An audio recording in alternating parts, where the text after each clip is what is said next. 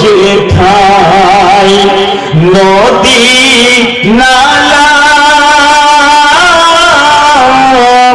নাই গো বটের ছায়া।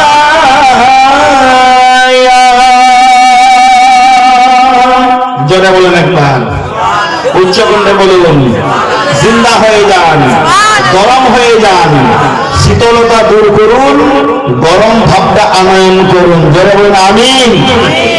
কতই হাজি নাই গো যেথায় নদী নালা নাই গো বটের ছায়া। তবু প্রাণে উঠলে উঠে নবীর দেশের মায়া রে, নবীর দেশের মায়া। হাসান হুসেন মা ফাতেমার, হাসান হুসেন মা ফাতেমার দেখবো নিশানা, জিয়ারতে যাবো আমি সোনার মদিনায়,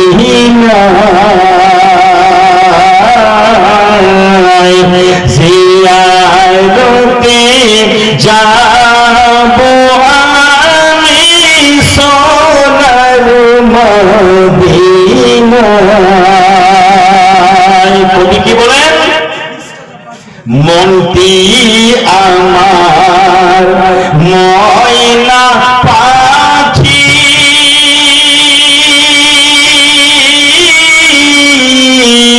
খাঁচায় রহে না,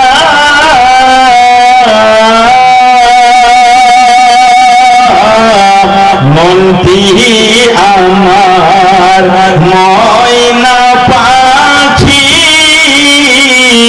খাঁচায় রহে না,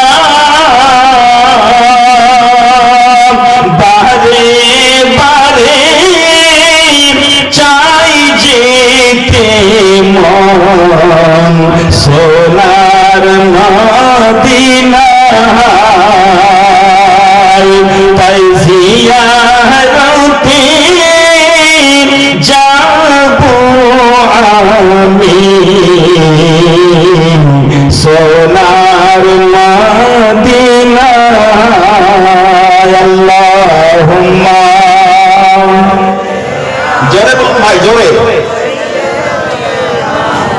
মাওলানা মুহাম্মাদুর আলা, মাওলানা মুহাম্মাদু সাইয়্যিদিনা,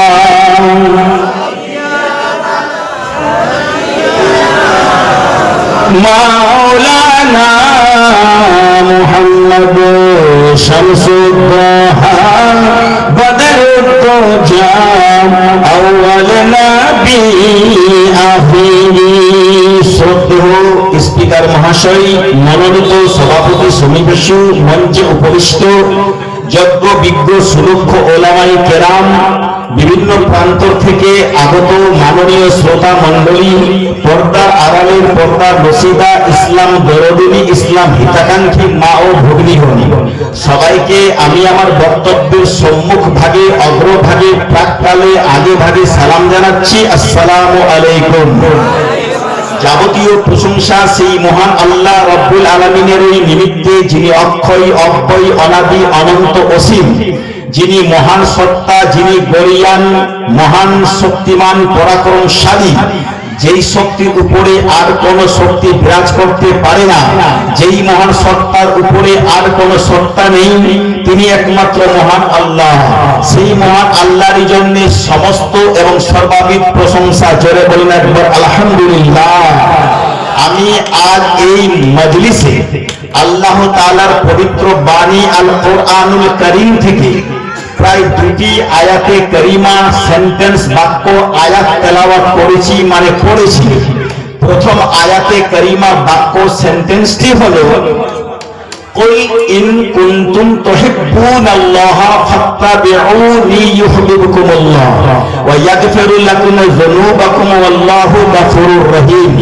আর দ্বিতীয় বাক্য বা সেন্টেন্স বা আয়াতে কারিমাটি তেলাওয়াত করেছি সেটি হলো ইন্নাল্লাহা ওয়া মালাইকাতাহু ইউসাল্লুনা আলান নবী ইয়া আইয়ুহাল্লাযীনা আমানু সাল্লু আলাইহি ওয়া সাল্লিমু তাসলিমা। হাত তুলে বলুন সাল্লিমু তাসলিমা।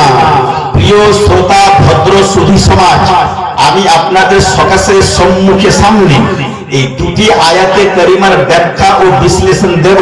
তবে দেওয়ার পূর্বে আমি আপনাদেরকে একটু বুঝে নিতে চাইছি, আপনারা শোনার মুডে আছেন তো? বলেন একবার, আমার দিকে তাকান, শোনার মুডে আছেন তো? আলহামদুলিল্লাহ। তাই শোনেন, আমি যে আয়াত, যে কোটেশন, যে বাক্য, যে সেন্টেন্স তেলাওয়াত করেছি, এই বাক্য দ্বয় কোন জিনের রচনা নয়, কোন সাহিত্যিকের রচনা নয়, কোন দার্শনিকের রচনা নয়, কোন পণ্ডিতের লেখা নয়, কোন ভূতের লেখা নয়, কোন জিনের লেখা নয়, কোন দানবের লেখা নয়, কোন মানবের লেখা নয়, কোন ঐতিহাসিকের লেখা নয়, কোন আপনার সাহিত্যিকের লেখা নয়, কোন লেখিকা ও লেখকের লেখা নয়। এটি কার রচনা? স্বয়ংভূ মহান আল্লাহ তাবারাক ওয়া তাআলার পাঠানো এবং নাযিলকৃত বাক্য। জোরে বলা যাবে কি একবার? যেই পবিত্র কোরআনের উচ্চাঙ্গে আর কোন কোরআন নেই, যেই কিতাবের উপরে আর কোন কিতাব নেই, যেই গ্রন্থের উপরে আর কোন গ্রন্থ নেই, যেই কিতাবের উপরে আর কোন রচনা নেই, যেই কিতাবের উপরে আর কোন কিতাবের মানদণ্ড নেই, একমাত্র এই কিতাবই একমাত্র কিতাব, যেই কিতাবের নাম আল কোরআন, যেই কিতাবের নাম আল ফুরকান। এরই মধ্যে রয়েছে 114টি সূরা। কতটি বললাম? 114টি সূরা। এই কিতাবেরই মধ্যে রয়েছে ভরপুর 30টি পারা। আর এই কিতাবেরই মধ্যে রয়েছে 540টি রুকু। আর এই কিতাবেরই মধ্যে রয়েছে প্রায় 6666টি সেন্টেন্স বা বাক্য। জোরে বলুন একবার। দয়া করে আমার বক্তব্য আমার দিকে তাকিয়ে দেখবেন। রাস্তায় যারা যাচ্ছে তাদের রূপ, তাদের রেখা দেখে লাভ নয়। আমি Rafiqul Islam, I came here to keep the lecture in front of you। আপনাদের সামনে বক্তব্য দেওয়ার জন্য এসেছি, তাই you should listen my words and lecture। আপনাদের কর্তব্য হবে আমার ভাষণ শোনা। ঠিক কিনা আপনি বলেন? শ্রোতা আর বক্তা তাদের মধ্যে একটা গ্রেট কানেকশনের প্রয়োজন আছে। যদি সেই কানেকশনটা ডিসকানেকশন হয়ে যায়, তাহলে যেমন কোন লাইটিং এর আপনার কি বল লাইটের লাইটিং থাকবে না, ঠিক তেমন ভাবে বক্তা আর শ্রোতার মাঝখান থেকে ডিসকানেকশন হয়ে গেলে শ্রোতাদের বুঝেও আসবে না। তাই আপনারা বলুন, রফিকুল ইসলামকে আপনারা ডেকেছেন, আহ্বান জানিয়েছেন কথা শোনার জন্য। According to the Holy Quran and all Holy Hadith, I keep the lecture on the first stage in front of you। আপনাদের সম্মুখে এই বর্তমান গ্রেট স্টেজে বক্তব্য দেব পবিত্র কোরআন এবং হাদিসের থ্রু দিয়ে, অন্য কোনো থ্রু দিয়ে নয়। জোরে বলেন একবার। তাই বক্তব্য যদি শুনেন, ইউ উইল বি সাকসেসফুল। আর যদি বক্তব্যে ডিসকানেকশন এনে দেন, তাহলে you will be not successful, you will be failure. আপনি ফেলিওর হয়ে যাবেন, আপনি পাস করতে পারবেন না, ফেল হয়ে যাবেন। তো বলুন, আপনারা পাস হতে এসেছেন না ফেল হতে? পাস। তার মানে জান্নাতি হতে না জাহান্নামী? কোরআনওয়ালা হতে না কোরআনওয়ালা হতে নয়? হাদিসওয়ালা হতে না হাদিসওয়ালা হতে নয়? হাদিসওয়ালা হতে এসেছি, কোরআনওয়ালা হতে এসেছি, জান্নাতি হতে এসেছি, আল্লাহওয়ালা হতে এসেছি। যারা বলেন সুবহানাল্লাহ। তাই আমি আপনাদের সম্মুখে দানবের লেখা পেশ করিনি, মানবের লেখা পেশ করিনি, জিনের লেখা পেশ করিনি, ইতিহাসের ইতিহাস রচনা করিনি, লেখিকার লেখক দিনি। আমি আপনাকে স্বয়ং আপনার সৃষ্টিকর্তা, আমার पैदा करने वाला, আসমানের पैदा करने वाला, जमीনের সৃষ্টিকারী, নবমণ্ডল ভূমণ্ডলকে पैदा करने वाला খোদার আয়াতে কারিমা তুলে ধরেছি। জোরে বলুন সুবহানাল্লাহ। তাই এই দুটি আয়াতে কারিমার মধ্যে প্রথম যে আয়াতে কারিমা বা বাক্য তেলাওয়াত করেছি বন্ধুগণ, সেই বাক্যটি হলো সুবহানাল্লাহ, কুল ও মাই বিলাড, ও মাই প্রফেট, ও মাই মুহাম্মদ সাল্লাল্লাহু আলাইহি ওয়াসাল্লাম, at first say the people of the world, পৃথিবীর মানুষকে বলো, পৃথিবীর মানুষকে বলো। কি বলবে? যে তারা আল্লাহকে চায় কি চায় না। যদি তারা আল্লাহকে চায় তাহলে তুমি এইভাবে বলো যে আগে তোমরা আমার অনুসরণ করো। জোরে বলেন একবার, আমাকে ভালোবাসো, আমার সঙ্গে প্রীতি স্থাপন করো, আমার সঙ্গে ভালোবাসা রূপায়ণ করো, আমার সঙ্গে মহব্বত দিয়ে আমার সঙ্গে কথা বলো, আমাকে ভালোবাসো, তাহলেই তোমরা আল্লাহকে আপন করতে পারবে। জোরে বলেন একবার। যখনই তারা তোমাকে, কে বলছে? আল্লাহ, হে নবী, যখনই তারা অর্থাৎ মানুষেরা, আমার বান্দা বান্দীরা যখনই তোমাকে আপন করে নিতে পারবে, ভেবে নিবে যে তখন তারা আল্লাহকে আপন করতে পারলো। আর যখনই তারা আল্লাহকে আপন করতে পারলো, তখনই জানা হয়ে গেল যে তারা জান্নাতি জাহান্নামী নয়। যারা বললেন একবার আলহামদুলিল্লাহ। আমরা যারা মুসলমান, উই লাভ মুহাম্মদ সাল্লাল্লাহু আলাইহি ওয়াসাল্লাম এন্ড রিসাইট লা ইলাহা ইল্লাল্লাহ মুহাম্মাদুর রাসূলুল্লাহ। আমরা এর আল্লাহকে মানি আল্লাহ হিসেবে আর রসুলকে মানি তার রসুল হিসেবে। আমরা আল্লাহকে চিনতে পেরেছি কখন, জানতে পেরেছি কেমন, বুঝতে পেরেছি কখন? কোরআন পাকের উদ্ধৃতি, আল্লাহ নবীর উদ্ধৃতি দেওয়া আছে।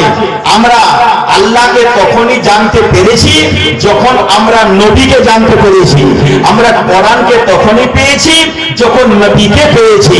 আমরা হাদিসে পাককে তখনই পেয়েছি যখন আমরা নবীকে পেয়েছি। আমরা আল্লাহর অস্তিত্ব সম্পর্কে তখনই বুঝতে পেরেছি যখন আমরা আল্লাহর নবীকে পেয়েছি। জোরে বলুন সুবহানাল্লাহ। पता ये चला कुरान मिला नबी के सदके, हदीस मिली नबी के सदके, आसमान बना नबी के सदके, जमीन बनी नबी के सदके, सूरज बना नबी के सदके, चांद बना नबी के सदके, सूरज में तपिश आया नबी के सदके, चांद में चांदनी मिली अल्लाह के नबी के सदके, नबी के सदके जाकात मिली नबी के सदके, नमाज मिली नबी के सदके, मदरसा मिला नबी के सदके, मस्जिद मिली नबी के सदके, मदीना मिला नबी के सदके, में काबा मुअज्जमा मिला। जोर से बोलिए सुबहानाल्लाह।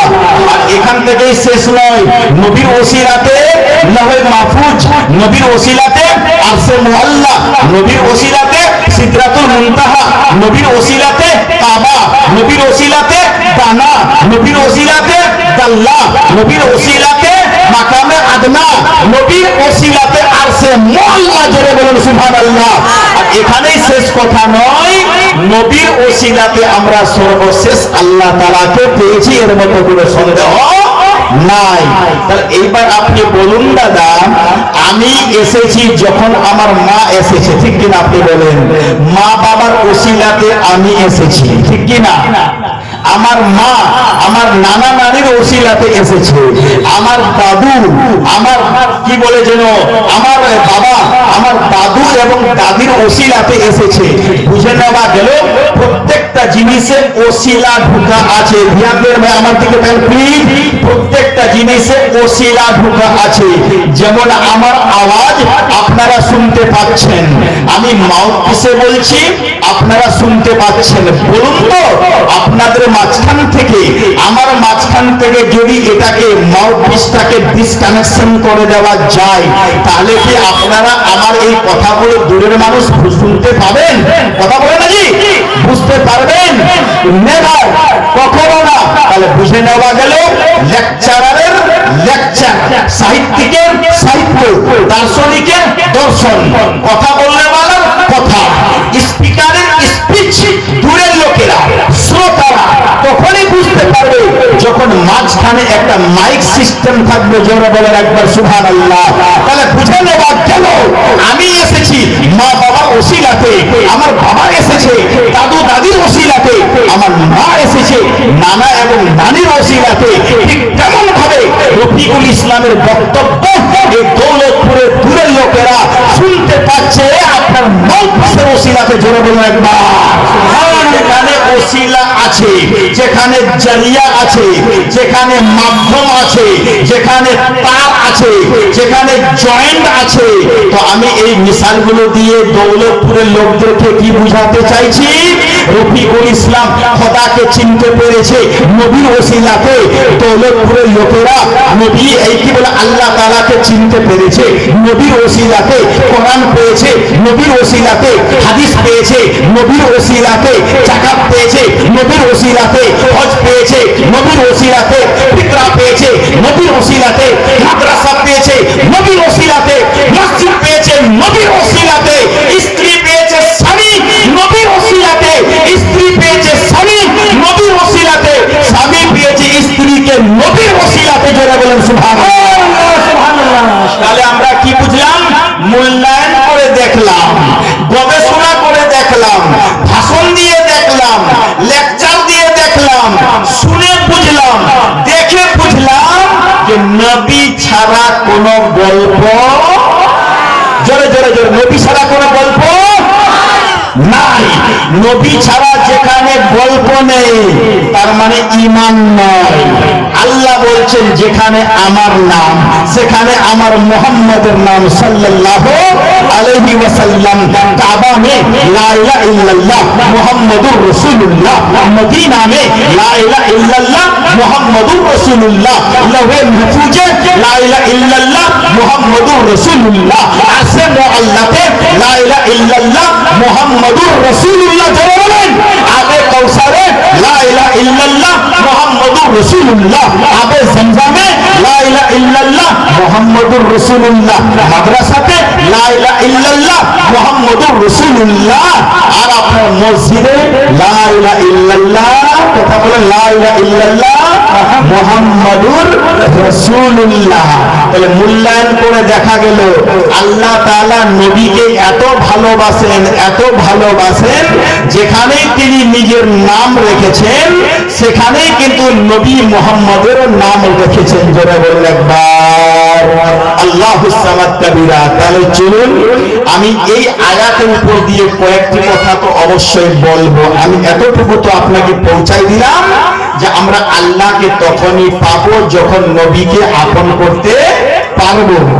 আর নবীর ওসিলাতে সমগ্র দুনিয়া পয়দা হয়েছে। তাই ইমামে আহলে সুন্নাত সুবহানাল্লাহ, আসিয়াতে রাসূল, মাদদাহে রাসূল, ফাজিলে বরেলভী হযরত আশাহ ইমাম আহমদ রাজা খাঁ তিনি তার কবিতার ছন্দের মাধ্যমে হাদিস কোরআনের কেন্দ্র বিন্দুতে প্রেক্ষাপটে দৃষ্টিভঙ্গিতে বলেছেন, ও जो ना थे तो कुछ ना था, वो जो ना थे तो कुछ ना था, वो जो ना हो तो कुछ ना हो, जान है वो जहां की, जान नहीं तो जहां नहीं।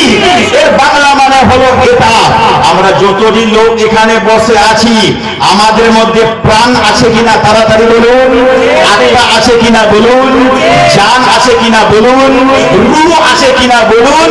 রূহ আছে তাই তো রফিকুল কথা বলতে পারছে, আত্মা আছে ফলে তো আপনারা শুনতে পাচ্ছেন, জান আছে ফলে তো হাত পা নড়াতে পারছেন, ঠিক কিনা আপনি বলেন? তো ঠিক একই ভাবে আমাদের আত্মাকে, আমাদের রূহকে, আমাদের জানকে এই বডির জন্য একটা মানদণ্ড করে দিয়েছেন। আমাদের বডিতে যদি আত্মা না থাকে, আমাদের বডিতে যদি রূহ না থাকে, আমাদের বডি কিন্তু অসার হয়ে যাবে। যারা বলেন একবার। আর যতক্ষণ আমাদের বডিতে জান আছে তো এই বডিটার মূল্য, কথা বলেন মূল্য আছে। ঠিক তেমনি আল্লাহ তাবারাক ওয়া তাআলা আপনার নবীকে, আমার নবীকে, মা আমিনার লালকে, মরুর দুলালকে, জনাবে মুহাম্মদুর রাসূলুল্লাহকে গোটা দুনিয়ার জন্য জান বানিয়েছেন। জান, যারা বলেন ভাই কি বলেছেন? জান বানিয়েছেন। नबी आसमान के लिए जान है, नबी जमीन के लिए जान है, नबी फरिश्तों के लिए भी जान है, नबी जिनों के लिए भी जान है, नबी इंसानों के लिए भी जान है, नबी पूरी कायनात के लिए जान है। खुदा की कसम, अगर नबी ना होते तो आसमान ना होता, नबी ना होते जमीन ना होती, नबी ना होते तो कुछ भी वजूद में ना आता। जोर से बोलिए সুবহানাল্লাহ। বুঝে নেওয়া গেল টোটালটাই যে নবীর বরকতে, নবীর ওসিলাতে কিন্তু সবই কিছু আল্লাহ তাআলা আমাদেরকে দিয়েছেন। এই কথা কিন্তু আমাদের ক্লিয়ার হয়ে গেল। আর এই কথাটা যখন ইংরেজরা বুঝতে পেরেছিল, যখন ইহুদিরা জানতে পেরেছিল, তারা মনে করেছিল যে মুসলমানেরা নবীকে অত্যন্ত মানে, নবীকে অত্যন্ত সম্মান দেয়, নবীকে সালাম দেয়, নবীকে দরুদ পড়ে, নবীকে শ্রদ্ধাঞ্জলি দেয়, নবীকে পুষ্পাঞ্জলি দেয়, নবীকে অত্যন্ত ভালোবাসে। নবী ছাড়া পৃথিবীর মানুষ, মুসলমানরা চলতে পারে না। এটা যখন ইংরেজরা বুঝতে পেরেছিল, ইহুদিরা যখন জানতে পেরেছিল, তো তারা টেকনিক করে, সিস্টেম ওয়াইজ তারা মুসলমানের মন থেকে নবীর ভালোবাসা, নবীর মহব্বত কেড়ে নেওয়ার চেষ্টা চালিয়েছিল। বুঝতে পেরেছেন কথাটা? তো এই চেষ্টা চালালো, কিছুদিন তারা সংগ্রাম চালালো, তারা বিপ্লব চালালো, তারা ক্ষমতার প্রয়োগ করলো, তারা চেষ্টা চালালো, তারা অপচেষ্টা চালানোর পরও আজ ইহুদি বিফল হয়েছে, খ্রিস্টান বিফল হয়েছে, সাকসেসফুল হতে পারেনি। জোরে বলেন সুবহানাল্লাহ। হে কওলে খোদা, কওলে মুহাম্মদ, আরে ফরমান না বদলা जाएगा, बदलेगा जमाना लाख मगर कुरान ना बदला जाएगा। কথা বোঝার চেষ্টা করুন। তারা চেষ্টা চালিয়েছিল মুসলমানদের মধ্যে ফাটল ধরিয়ে দেবে, মুসলমানদের ঈমান কেড়ে নিবে, মুসলমানদেরকে ধ্বংস করে দিবে ঈমানের দিক দিয়ে। কেননা নবীর ভালোবাসা মুসলমানদের মধ্যে যতদিন টিকে থাকবে, মুসলমানরা এক হয়ে থাকবে। আর যেদিন মুসলমানদের মন থেকে নবীর প্রেম ভালোবাসাকে কেড়ে নেওয়া যাবে, সেই দিন কিন্তু মুসলমানের মধ্যে দল তৈরি হয়ে যাবে। দল, বিভিন্ন দল, বিভিন্ন ফিরকা, বিভিন্ন মাযহাব আর বিভিন্ন ক্যাটাগরি তৈরি হয়ে যাবে। তারা শক্তি তাদের কমিয়ে দিবে এই বিভিন্ন দল হয়ে যাওয়ার কারণে। যাই হোক, তাদের এই চেষ্টাটা যদিও অপচেষ্টা লাগিয়েছিল কাজে, তবুও কোনো কোনো জায়গাতে তারা কিন্তু সাকসেসফুল হয়ে গিয়েছে। যেমন বর্তমানে মুসলমানের মধ্যে অনেক ফিরকা তৈরি হয়ে গেছে, হয়ে কিনা বলেন আমি ভাই? এই ফিরকাবাজিকে দেখে আজ হিন্দুস্তানের বুকে মুসলমানদেরকে কমজোর বুঝতে শুরু করেছে এইখানকার বিরোধী লোকেরা, যারা কোরআনকে মিটিয়ে দিতে চায়, যারা হাদিসকে মিটিয়ে দিতে চায়, যারা মসজিদকে শহীদ করতে চায়, যারা মাদ্রাসাকে ধ্বংস করে দিতে চায়, যারা কোরআনের বাণীকে উড়িয়ে দিতে চায়, যারা নবীর মহব্বতকে দূর করে দিতে চায় মুসলমানদের অন্তর থেকে, তারা কিন্তু চেষ্টা চালিয়ে যাচ্ছে। বুঝতে পারলেন কথাটা? কি দেখে? মুসলমানের এই ফিরকাবাজি আর দলবাজিকে দেখে। খোদার কসম, মুসলমান আদৌ যদি এক রেখাতে, এক মেরু রেখাতে চলাফেরা করে, খোদা কি কসম, দুনিয়ার শক্তি যদি একদিকে হয়ে যায়, মুসলমানকে একটু নড়াতে পারবে না। জোরে বলা যাবে কি একবার? কোনদিন নড়াতে পারবে না। তাই আমি আমার মুসলমান ভাইদেরকে বলবো যে আমরা একই মেরু রেখাতে, মাসলাকে আলা হাজরাতের উপরে অটুট থেকে, অক্ষুণ্ণ থেকে, নবীর প্রেম ভালোবাসাকে ঠিক রেখে, যেমন হযরতে সাহাবায়ে কেরামগণ রিদওয়ানুল্লাহি তাআলা আলাইহিম আজমাইনরা নবীর প্রেম অত্যন্ত নিবেদন করেছিলেন। জোরে বলা যাবে কি একবার? আমার, সাহাবায়ে কিরামদের আমলে এমনটাও তো হয়েছে। কেমনটা আমি আপনাকে শোনাচ্ছি, ভালো করে শুনুন। আপনাদেরকে বুঝতে কোনো অসুবিধা হচ্ছে নাকি ভাই? কোনো অসুবিধা নেই তো? একবার হাত তুলে বলুন তো যে কোনো অসুবিধা নেই। মাশাআল্লাহ, সুবহানাল্লাহ। আমার নবী ওযু করছেন, এক সাহাবী ওযুর পানি নিচে ফেলতে দিচ্ছেন না, তিনি নিজের পশলাতে দিচ্ছেন। জোরে বলেন একবার। সাহাবীকে জিজ্ঞেস করা হলো, ও সাহাবী, তুমি নবীর সেই ওযুর পানি তুমি মাটিতে নিক্ষেপ করে দিচ্ছ না কেন, ফেলতে দিচ্ছ না কেন? সাহাবী বলেছিলেন, নবীর গা থেকে টাচ করে যেই পানি আসে সেই পানিটা বরকতময়, সেই পানি বরকতময়।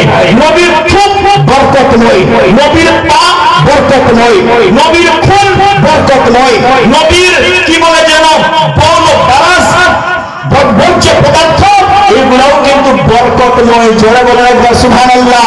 তো মুসলমানের আকীদা, সাহাবায়ে কেরামের আকীদা, তাদের ভালোবাসা, আমি একটা ছোট্ট মিসাল আমি আপনাকে দিচ্ছি।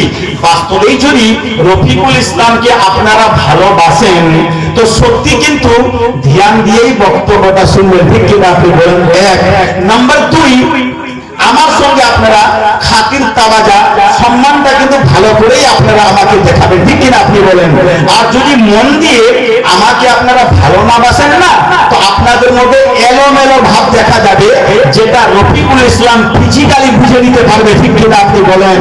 খোদার কসম, যদি আপনাদের ভালোবাসা আমার সঙ্গে থাকে তো কিছু না কিছু আপনাদের পক্ষ থেকে আমি নিদর্শন অবশ্যই পেয়ে নিব।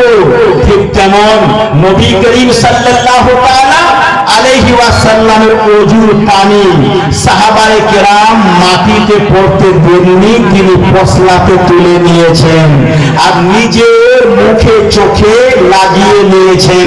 প্রমাণিত হয়ে গেল যেই সাহাবী এই পানি নিজের গায়ে লাগিয়েছিলেন, যেই সাহাবী নিজের মুখে লাগিয়েছিলেন, যেই সাহাবী নিজের কলেজাতে লাগিয়েছিলেন, যেই সাহাবী নিজের অন্তস্থ করেছিলেন, যেই সাহাবী সে ওযুর পানিকে নিজের মুখে লাগিয়েছিলেন, এই কর্ম দ্বারা, এই কীর্তি দ্বারা, এই ক্রিয়া দ্বারা, এই কর্ম দ্বারা, এই কাণ্ড দ্বারা বুঝে নেওয়া গেল যে সাহাবী শুধুমাত্র নবীকেই ভালোবাসেননি, বরং নবীর গায়ে যেই জিনিসটা টাচ করেছে সেটাকেও ভালোবেসে ফেলেছে। জোরে বলেন সুবহানাল্লাহ। তো খোদা কি কসম, সেই সাহাবী, যেই সাহাবী নবীর পানিকে মাটিতে ফেলতে দেননি, তিনি সেটাকে পশলাতে নিয়ে নিজের মুখে লাগিয়েছেন। এটা দ্বারা যেমন প্রমাণিত হয়ে গেল যে সাহাবী নবী মুস্তাফাকে চরম ভালোবাসতেন, চরম ভালোবাসার শেষ ছিল না। জোরে বলা যাবে কি একবার? এইরকম ভালোবাসা আহলে সুন্নাত ওয়াল জামাতের মধ্যে আছে। সাহাবায়ে কেরামদের ভালোবাসার প্রতীক মাসলাকে আলা হযরতের আছে। এই ভালোবাসার চিহ্ন ইমাম আহমদ রাজার মাসলাকে আছে। এই চিহ্ন আবু হানিফার মাযহাবে আছে। এই চিহ্ন ইমামে শাফির মাযহাবে আছে। এই চিহ্ন ইমামে আহমদ বিন হাম্বলের মাযহাবে আছে। এই চিহ্ন হযরতে মাসলাকে ইমামে আলা হযরতের মাসলাকে আছে। তাই বর্তমান আমরা যারা মাসলাকে আলা হযরতের উপরে চলি, যারা আমরা মানি, যারা আমরা আমল করি, তার মানেই হলো এটা আমরা নবীকে চরম ভালোবাসি। জোরে বলেন একবার সুবহানাল্লাহ।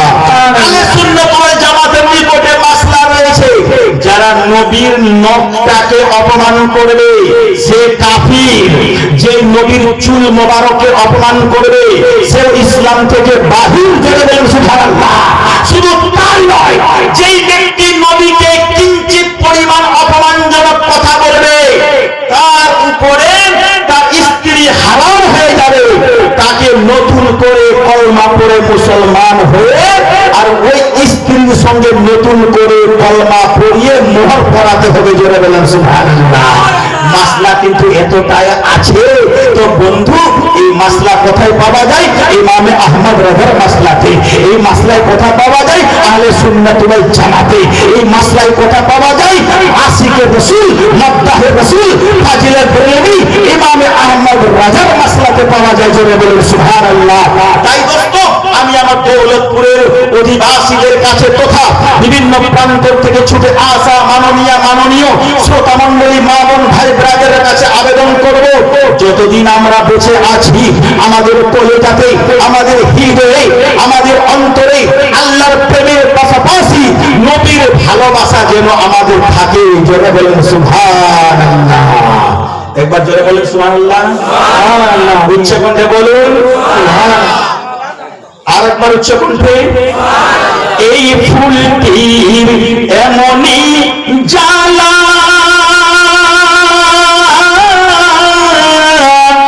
যেই দেখে সে হয় পাগল পাহারা গো। যারা বলুন একবার, এই ফুলটির এমনই জ্বালা যে দেখে সে হয় পাগল পাহারা গো। ভাগ্যক্রমে ফুল ফুটিল, ফুল পাইল হযরত আমিনা। কোন ফুল ফুটিল রে মক্কায়, সেই ফুলের গন্ধে মহানন্দে উজালা সারা দুনিয়া। কোন ফুল ফুটিল রে মক্কায়। জোরে বলুন সুবহানাল্লাহ। ব্রাদার ইসলাম, এই পবিত্র কোরআন থেকে আমি এই আয়াত তুলে ধরেছিলাম।